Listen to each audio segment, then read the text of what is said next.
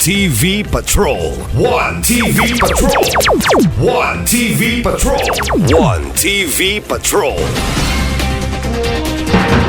Nagsunod nga operasyon sa Osamis PNP batok illegal nga droga gumikan sa mga fiesta. Gipahimudsan sa mga malapason sa balaod ang mga kapistahan sa barangay partikular sa Dakbayan sa Osamis ang pagpalusot sa ginadaling droga o sana ang shabu. Nagkanayon si Osamis PNP Officer in Charge Police Major Dennis Peñastano nga ang kapistahan sa mga barangay sa Osamis nitong Mayo mahinungdan nga sunod-sunod ang ilang operasyon sa drug buy bust. Nagtuo ang local police nga posibleng adunay pipila ka mga individual ning syudad nga mikontak sa mga drug dealer aron isabay sa kalingawan sa kapistahan.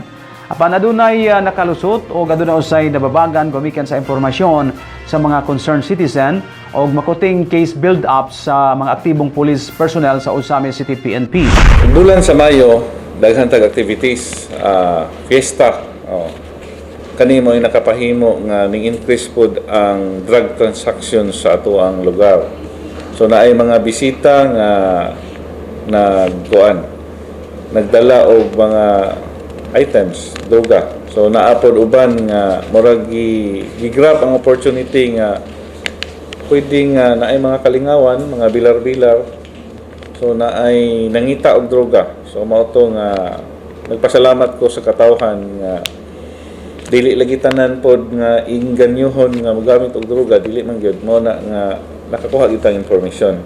So ato ang na-test bayan and then atong nakandakan og positive operations. Bitaw automatic follow-up operations. Pero bantay mo po na sila nga natay follow-up. Pero sige na lang. Nag-abot-abot gyapon.